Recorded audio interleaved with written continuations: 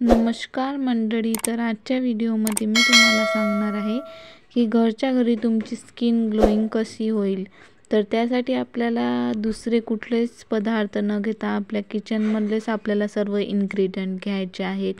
तर आपल्या स्किनला ग्लोइंग कशा प्रकारे करूया, तर चला मी तुम्हाला सांगते। सर्वात आधी तुम्हाला मसूरची डाळ घ्यायची आहे। ही मिक्सरमधून फिरून घ्यायची आहे आणि बारीक पेस्ट काढायची आहे। तशीच मसूरची डाळ तुम्ही स्क्रब म्हणूनही यूज करू शकता।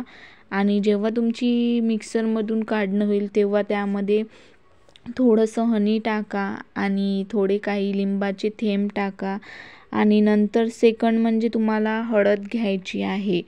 तर हे तिन्ही तुम्हाला एकत्र करायचे आहे आणि नंतर त्यामध्ये तुम्हाला दूध मिक्स करायचं आहे। दुधाने ती चांगली फेटाळून घ्यायची आहे, म्हणजे पेस्ट तयार करायची आहे। मसूर डाळ, हळद, दूध आणि हनी, तर हे मिक्स करायचं आहे।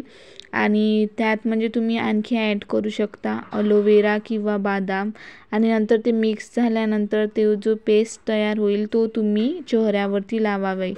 तर त्यानंतर तुम्हाला खूप फरक तर या फेस मास्कने तुमच्या चेहऱ्यावर खूप ग्लो येईल। तर तुम्ही हे वीकली 2दा यूज करू शकता किंवा हे तुम्ही स्क्रब म्हणून पण यूज करू शकता। बट त्यासाठी तुम्हाला मसूर डाळ ही थोडी जाडी काढावी लागेल मिक्सरमधून काढताना।